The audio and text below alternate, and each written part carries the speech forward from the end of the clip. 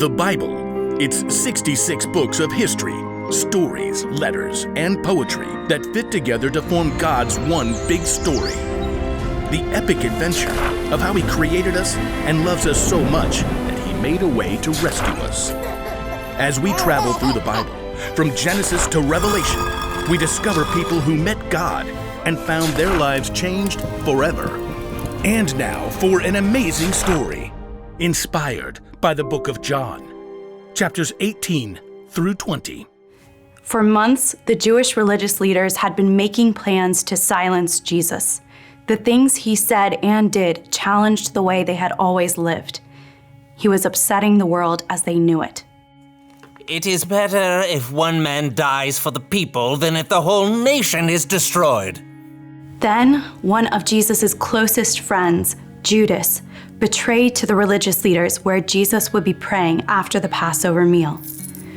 The leaders sent soldiers to arrest Jesus, and he allowed the mob to take him. Do you think I can't ask my Father for help? He would send an army of angels. But then how would the scriptures come true?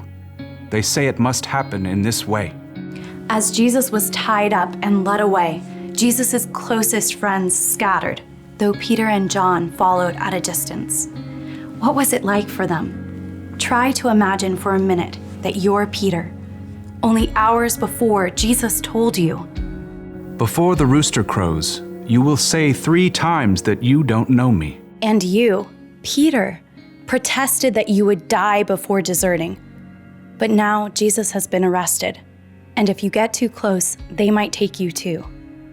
So you trail along like a stray dog as soldiers haul Jesus inside the home of the high priest.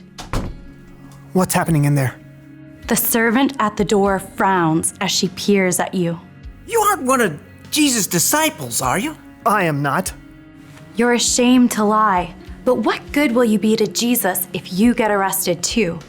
You huddle close to the fire in the courtyard as voices float through a high-up window. What's this foolishness you've been teaching? I didn't say anything in secret. Ask the people who heard me. They certainly know what I said. You feel sick. Now they've taken Jesus. You know nothing will stop them. Someone else asks whether you're one of Jesus' followers, and you snap. No, I'm not.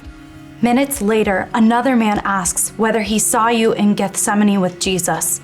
Your stomach churns. Nope, not me. You realize you have denied Jesus 3 times, just as he said, and all you can do is stagger to your feet and run away, weeping. Now, imagine you're John instead of Peter. Somewhere in the chaos, you've lost Peter. So when soldiers haul Jesus away to the Roman governor, all you can do is follow, alone. From the back of the crowd, you witness the terrible drama as the governor Pilate brings Jesus out. What charges are you bringing against this man? He has committed crimes. Pilate takes Jesus away for questioning. You can only pray that he sees through all the lies and stops this madness. You're horrified when Pilate brought Jesus out again, battered and bruised. I find no basis for a charge against him. No, crucify him! Crucify him! Pilate hands Jesus over to the soldiers who force him to carry the heavy beams of his own rough cross. You know where they are going. Golgotha. It's a hill outside the city. As in a bad dream, you force yourself to follow. Along the dusty road, you find Jesus' mother, Mary, her sister, and Mary Magdalene. None of you can speak. You arrive at Golgotha in time to see soldiers nail Jesus to the wooden bars with heavy spikes and raise the cross up high. You strain your eyes to read the sign placed above Jesus' head. King of the Jews. You nearly choke on dust and grit. You've seen Jesus do amazing, powerful things, and yet he's allowed himself to be taken and battered. You glance over and see Mary sobbing, so you place your hand on her shoulder. When you look back up, you see Jesus watching his mother through the pain in his eyes. Dear woman, Here is your son. Jesus looks directly at you, eyes filled with love. Here is your mother. Yes, Lord. You are overwhelmed to know that Jesus trusts you to take care of his own mother. But the terrible truth sinks in. Jesus knows that he will die. He's planning on it, just as he's been saying for weeks. A short time later, you see him lift his gaze to heaven. It is finished. Then he bows his head, and you can see the life leave his body. All the air seems to leave your own lungs too. You thought Jesus was God's chosen one. How could he be dead? Now, as we move ahead, imagine you're Mary Magdalene, one of Jesus' close followers. Unlike so many others, you've dared to stay there, at the cross. And once Jesus is dead, you dare to follow the men who take his body for burial, Joseph of Arimathea and Nicodemus. A garden tomb. The evening has faded, and it's now the Sabbath. You want to honor Jesus by anointing his body with spices, but it will have to wait until the Sabbath is over. So you stay hidden indoors until early Sunday morning, then you make your way through the dark streets. The stone. What will I do about the stone?